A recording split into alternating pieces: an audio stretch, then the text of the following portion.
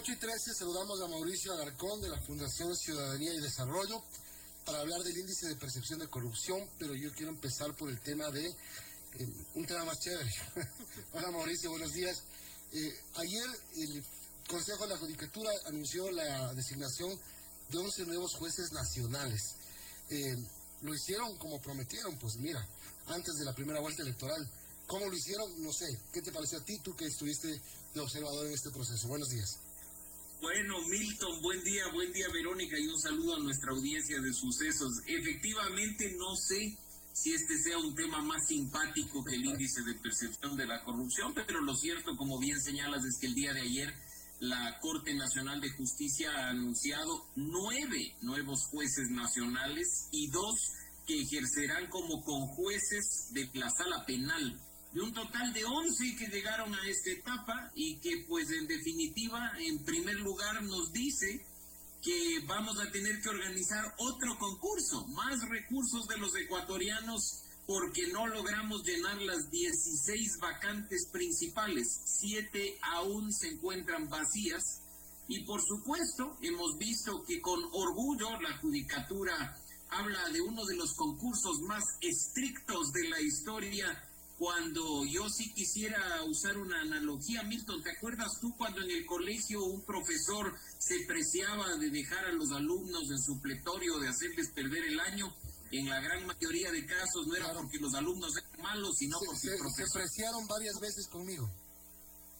Así es que, a que veas, es porque muchas veces los profesores son los defectuosos o el sistema de calificación. Así es que creo que la historia empezará a hablar, no solo los informes de veeduría, toda vez que incluso la semana pasada en un evento que tuvimos con el relator de Naciones Unidas, Diego García Sayán, ya anticipaba, obviamente sobre la base de los estándares internacionales, lo que se debe hacer y lo que se debió haber hecho en este proceso, y organismos como la Fundación para el Debido Proceso Legal, que siempre ha estado pendiente de lo que ocurre con la justicia en el país. Del día de ayer emitía algunos comentarios respecto de un tuit enviado por la presidenta de la Judicatura. Así es que bueno, tenemos nuevos jueces, al menos 9.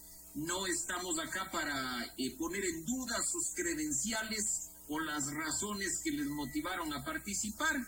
Lo único cierto es que el concurso tuvo serias deficiencias y por supuesto serias fallas en temas de transparencia, de acceso a la información pública y de rendición de cuentas a la ciudadanía, por mucho que la Judicatura quiera hacernos creer lo contrario. No hay que dudar o no hay que cuestionar las credenciales de las personas, como tú dices, pero sí podemos seguir dudando de las credenciales del proceso. Nos va a quedar siempre una duda.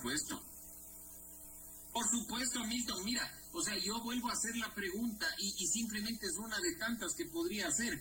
¿Por qué la falla de un sistema informático que ocurrió a mediados de septiembre, de un recalentamiento supuesto de servidores, que es el que, entre comillas, motivó cambiar el cronograma del concurso, se conoció recién a mediados de octubre, un mes más tarde? Eso no solo que genera dudas, sino que habla claramente de cómo se manejó este proceso en cuanto a su transparencia, ¿no? No digamos de ese error de buena fe, para utilizar palabras menos, lo que dijeron de que todos los postulantes recibieron antes de hora una notificación, entre comillas, de prueba, con calificaciones que nada tenían que ver con las que efectivamente debían haber recibido, ¿no? Ese tipo de errores, Milton, son los que generan dudas, ¿no? Así es que no podemos bajo ningún concepto hablar de perfección o de alta transparencia cuando las dudas están ahí, cuando las organizaciones que hemos hecho veeduría y cuando incluso la veeduría oficial ha presentado denuncias sobre el manejo de este concurso.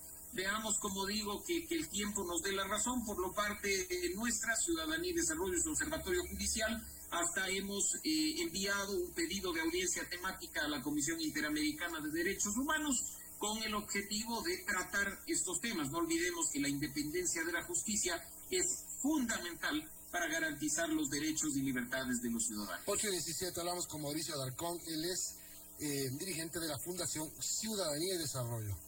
Hola Mauricio, y bueno, respecto a esto del concurso y tomando en cuenta lo que ya se ha mencionado, los errores que hubo, los cuestionamientos que hubo del concurso de jueces, ¿qué se debería tomar en cuenta o qué debería hacer la judicatura para corregir esos errores para este nuevo concurso que pretende llenar las vacantes existentes? El ámbito personal, Verónica, bajarle un poquito al ego. Las observaciones no son personales. No estamos atacando a las personas, estamos observando un proceso. En segundo lugar, escuchen, las críticas que se ha hecho al proceso están basadas en estándares internacionales y si quieren hacer las cosas mejor, tienen que escuchar. Además, ahora no nos olvidemos que afortunadamente las últimas reformas al Código Orgánico de la Función Judicial establecieron incluso ya el modelo de justicia abierta en el que le corresponde ya hasta por obligación a la judicatura trabajar de la mano de organizaciones de la sociedad civil, de usuarios del sistema de justicia. Así es que escuchen, pongan atención. Y hay países que han pasado por procesos similares al nuestro de metidas de mano a la justicia y han salido airosos cuando han logrado estandarizar procesos. No podemos nosotros seguir cambiando sobre la marcha reglas, no podemos seguir haciendo normas para cada concurso, porque cada persona accede en una etapa distinta, con reglas diferentes, con calificaciones diferentes. Eso habla muy mal de la justicia y habla muy mal del país. Y empecemos a actuar con seriedad, empecemos a institucionalizar la justicia para que dependa en un Estado de Derecho como corresponde de las leyes y las instituciones, no de las personas. Y a propósito de eso, antes de hablar de corrupción, Mauricio, has escuchado, me imagino, como todos hemos escuchado, y algunos con asombro, a los candidatos presidenciales hablar sobre si es que llegasen al poder su relación con la justicia. Unos ya dicen que van a meter presos a todos. Ayer escuché a un candidato duplicando una recompensa que está ofreciendo el gobierno en el caso del crimen de Efraín Ruales, hablando de pena de muerte hasta cadena perpetua y bueno, que van a meter presos a todos los corruptos. Yo no sé si estamos eligiendo a presidente de la República o de la Corte Suprema de Justicia. Bueno, parece que estamos eligiendo al alguacil del viejo oeste en algunos casos, ¿no? Tú le ves por ahí a un candidato que se cree al más puro estilo de las películas de Clint Eastwood, un cazarrecompensas, y eso es realmente vergonzoso, que además no se den ni siquiera el tiempo, Milton, de revisar la Constitución, de revisar los instrumentos internacionales de derechos humanos que forman parte de nuestro ordenamiento jurídico, para darse cuenta, por ejemplo, que la pena de muerte es inaplicable, que no hay forma de implementar pena de muerte en este país, y que la cadena perpetua tiene sus limitaciones, y que generalmente ha sido considerada populismo penal. Imagínate lo que sería, Milton, en una justicia tan maniatada como la que tenemos, tan intervenida y con poca independencia, en cual obviamente en más de un caso se ha sentenciado a inocentes tener pena de muerte. ¿Te imaginas lo que sería?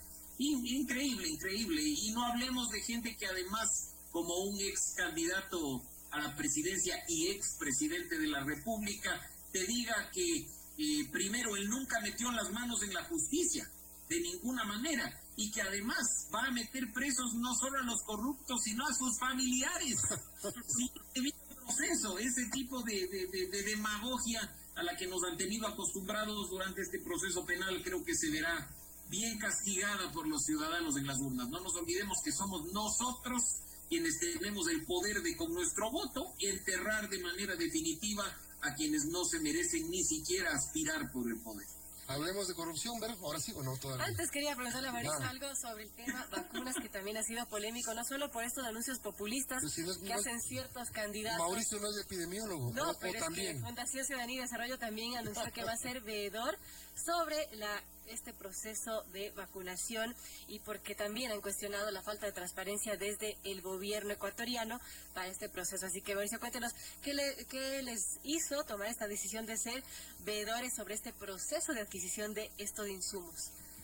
La falta de respuestas y la falta de información, Verónica. Si en este momento, entre los tres, nos preguntamos cuántas vacunas ha comprado el gobierno del Ecuador, creo que daremos tres respuestas distintas. Cuando preguntemos a la gente cuánto ha costado una vacuna adquirida por el gobierno de Ecuador, no lo sabemos. Mucho menos sabemos quiénes han sido efectivamente vacunados.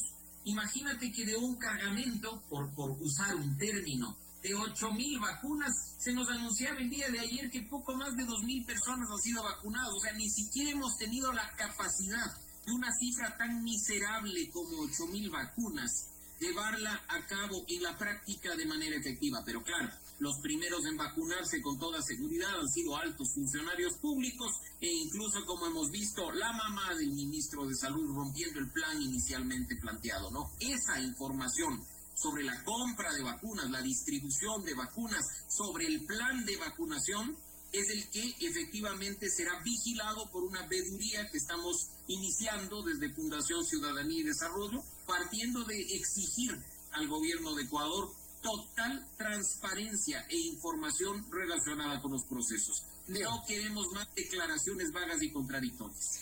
Hablemos del índice de percepción de corrupción de Fundación Ciudadanía y Desarrollo.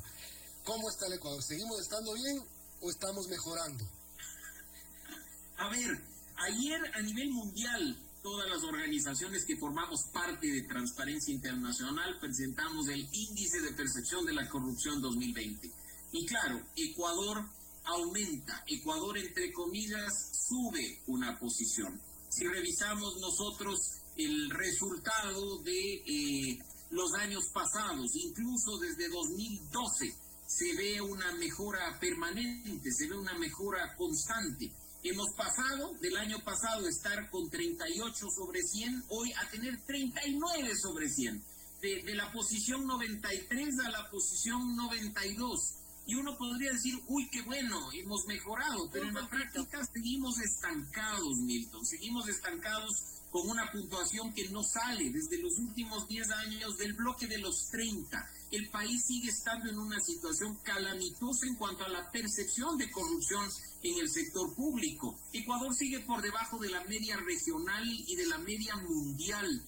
Y no puede ser, además, que durante todo este tiempo, a pesar de ir subiendo de a poquito, no hayamos tomado en cuenta, al estilo de lo que mencionaba del concurso de la Corte Nacional, las recomendaciones que vienen de organismos internacionales en materia anticorrupción. Recién, por ejemplo, años más tarde de haber firmado y ratificado la Convención de Naciones Unidas contra la Corrupción, empecemos y esperemos que así sea, a poner en práctica una ley de extinción de dominio que ni siquiera entra todavía en vigencia, ¿no? Y algunas otras leyes que están pendientes, que tienen que aprobarse y, por supuesto, implementarse. Eso creo que es lo fundamental. Los menos corruptos de la región, me refiero a América, Canadá, Uruguay, Chile, Estados Unidos, los más corruptos, Venezuela, Haití, Nicaragua.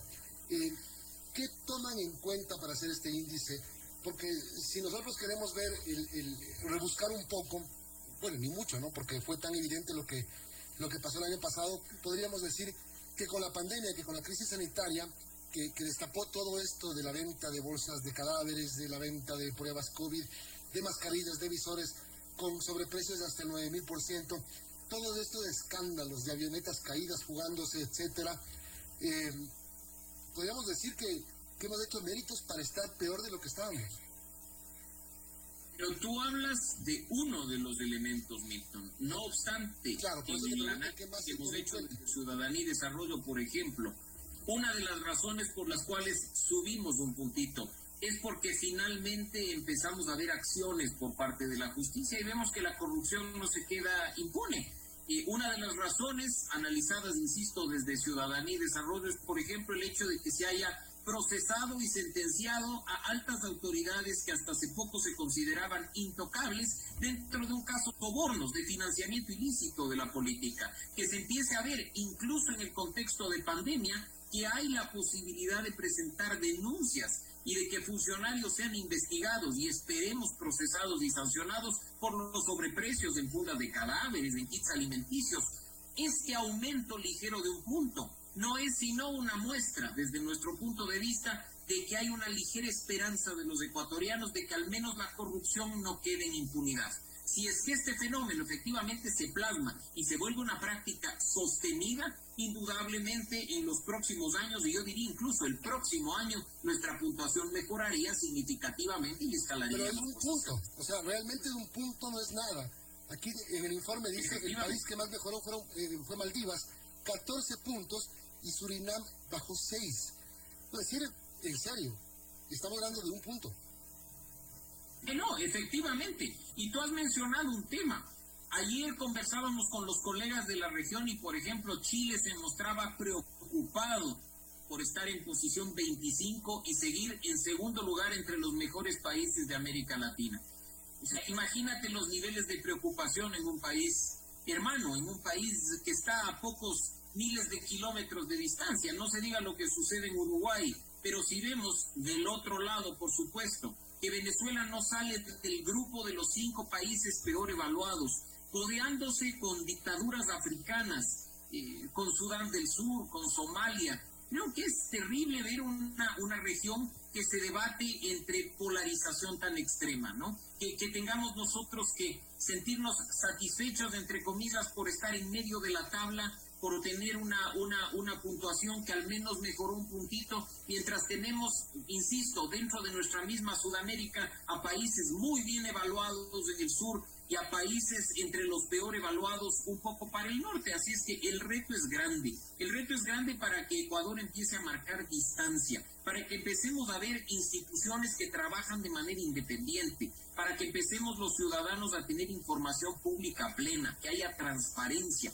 que la justicia actúe de manera independiente. El camino está trazado, Milton. No es que este índice es una ciencia, o que hay cuestiones ocultas que no nos permiten dilucidar porque hay países mejores y peores. No, sabemos perfectamente bien qué han hecho los países que están bien puntuados y no entiendo en lo personal por qué nos cuesta tanto replicar lo bueno y por el contrario nos empeñamos como en concursos de corte nacional o como en leyes que se discuten en la Asamblea Nacional en inventar el agua tibia cuando podríamos perfectamente bien replicar lo bueno adaptado a la realidad ecuatoriana.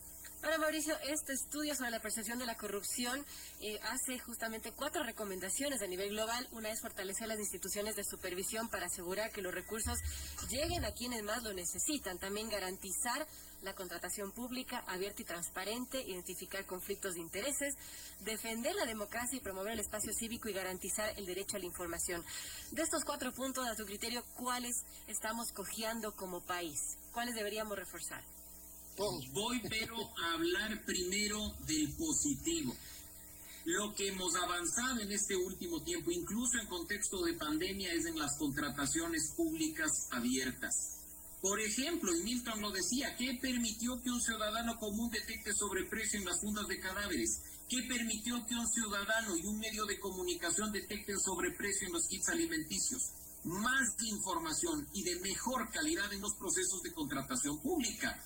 Los ciudadanos hemos estado a la vanguardia en vigilar eso, en hacer observaciones y en denunciar y combatir actos de corrupción. En una de las 4 recomendaciones, aún hay asuntos pendientes que se están trabajando de la mano con CERCOP, pero específicamente es el tema de la contratación pública abierta. Me voy a referir a las siguientes. ¿Dónde estamos débiles? Tenemos que fortalecer, como bien decía Vero, las instituciones de control, pero no únicamente dándoles fondos, sino garantizando su independencia. En este país, lamentablemente, ni lo uno ni lo otro está suficientemente implementado. Segundo, tenemos que ajustar nuestro ordenamiento jurídico, actualizar e incluso poner en vigencia nuevas normas e implementarlas, por supuesto, en cuanto al acceso a la información pública.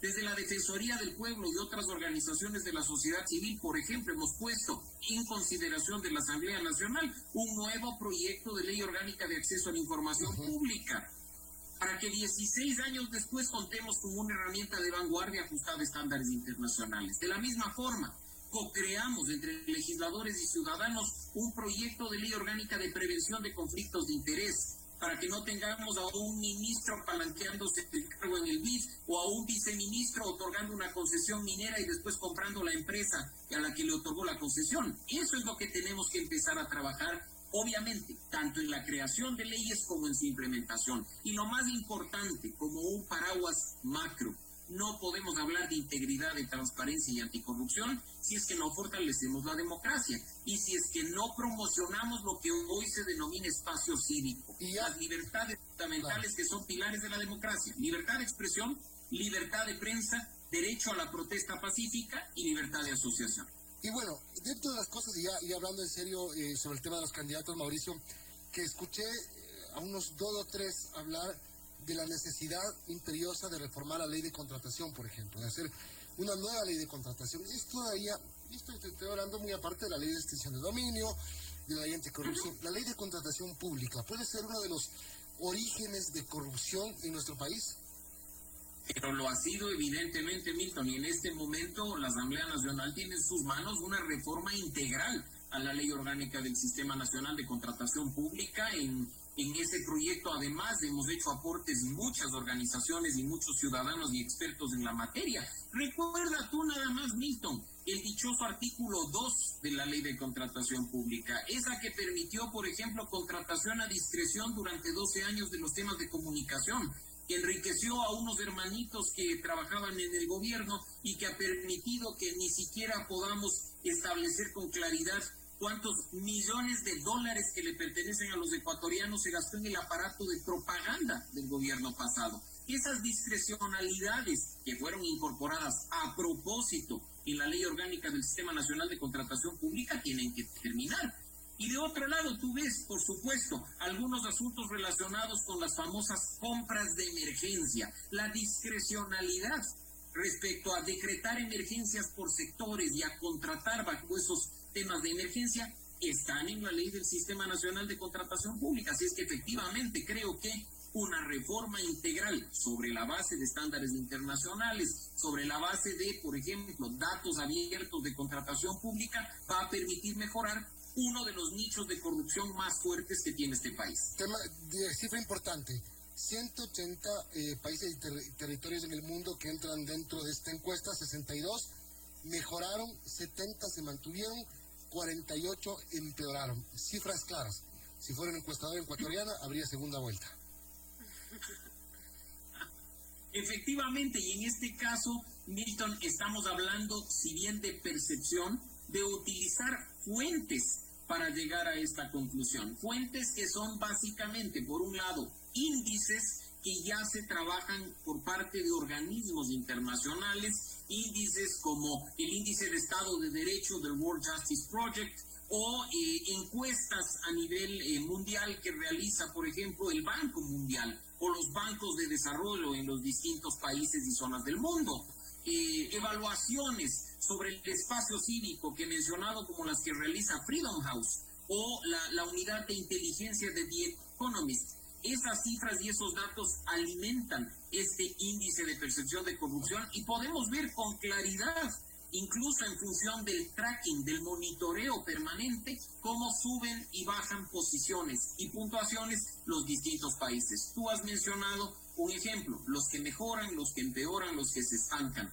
Y en ese sentido, insisto, no podemos quedarnos en la cifra. Al igual que ocurre con la encuesta, la cifra simplemente debe ser una cuestión que marque la pauta para implementar acciones concretas que permitan mejorar los problemas identificados.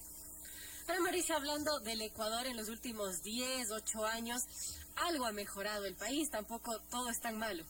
Por supuesto, Verónica, y eso queda muy claro cuando presentamos la comparación entre 2012 y 2020. Llegamos nosotros en el año 2016 a tener 31 puntos. Ojo, 31 puntos sobre 100, hace apenas 4 años. Ahora encontrarnos en 39 evidencia que la situación en los últimos 4 años ha mejorado, que hemos hecho mejoras legales, que hemos implementado cambios como gobierno abierto en la gestión de lo público, como la iniciativa de transparencia en la industria extractiva. Eso nos permite crecer. Pero lo preocupante, insisto, es que hasta el día de hoy, Verónica, no hemos salido del bache de los 30 puntos. 31, 32, 38, 39. Ojalá en el próximo índice, en el del año 2021, en el que presentemos en enero del 2022, podamos ver que Ecuador finalmente sale de los 30 y empieza a codearse entre las naciones de los 40 puntos, que ha dejado una suerte de estancamiento en un rango de puntuaciones y empieza a trabajar decididamente en implementar más acciones concretas para luchar contra la corrupción. Imagínate si acciones tan importantes como no dejar en la impunidad un tema de sobornos en el financiamiento de la política nos permite avanzar, lo que podríamos hacer si estuviera una justicia independiente, si es que actuáramos de manera efectiva vigilando las contrataciones públicas, si es que tuviéramos una Contraloría que actúe de manera igual para todos los casos y no en función de retardos por unos y otros o demoras en el conocimiento de causas. Indudablemente saldríamos del bache. No todo es malo, por supuesto, pero creo que, y en este caso hay que ser muy puntuales, podríamos estar mucho mejor. Ahora, no te voy a hablar, y para finalizar, Mauricio, de los más corruptos, sino de los menos corruptos. 88 puntos tiene Nueva Zelanda y Dinamarca. A ver, rápidamente, dime, ¿qué crees tú? Yo te digo una, el tema de la mujer. Gobernado Nueva Zelanda por una mujer, recuerdas tú, además del éxito que tuvo en el manejo de la crisis sanitaria el año pasado. Dinamarca, su primera ministra es una mujer. Y bueno, pues si nos podemos hablar de Islandia, el ejemplo que ha tenido con su manejo de mujeres, ¿influye mucho este manejo de mujeres? Por eso Nueva Zelanda, en parte, digámoslo, ¿no? Nueva Zelanda y Dinamarca lideran la puntuación de los menos corruptos. Yo no sé si se asocia al hecho de tener mujeres en el gobierno, Milton, porque estos países han ocupado esas posiciones más o menos durante los últimos años de manera sostenida. Creo que más bien está enfocado en la institucionalidad, en el respeto al Estado de Derecho, en el contar con autoridades independientes que combaten de manera efectiva la corrupción. Y te voy a poner un ejemplo nada más, Milton. ¿Tú crees que en Dinamarca, si un ministro o una ministra de salud se saltaba la fila para vacunar a su mamá, seguía en el cargo y con espaldarazo de la primera ministra? Te aseguro que no. Al conocerse el escándalo, como ha sucedido en esos países, una rueda de prensa y presento mi renuncia y le doy muchas gracias. Pero acá premiamos, hablamos de indiscreciones. Incluso hay gente que dice, es simplemente un error. Un error, no, señores. Cuando dejemos de normalizar la corrupción y entendamos que no implica únicamente la pérdida de recursos públicos, sino el abuso de poder para beneficio propio, empezaremos a parecernos a Dinamarca y a Nueva Zelanda, más allá de quién gobierne. Es un tema de sociedades más que de quién encabece el gobierno. ¿Viste la serie Borgen? No todavía, la tengo en la lista de Netflix y me dicen que es increíble, así es que... Ahí te vas a dar cuenta de lo que pasa en Dinamarca y de qué les pasó a algunos ministros que cometieron abusos de sus cargos. Gracias, Mauricio Alarcón, director de la Fundación Ciudadanía y Desarrollo. Gracias por habernos acompañado. Gracias, Mauricio. Antes de... Gracias, Milton. Gracias, Ver. Un abrazo.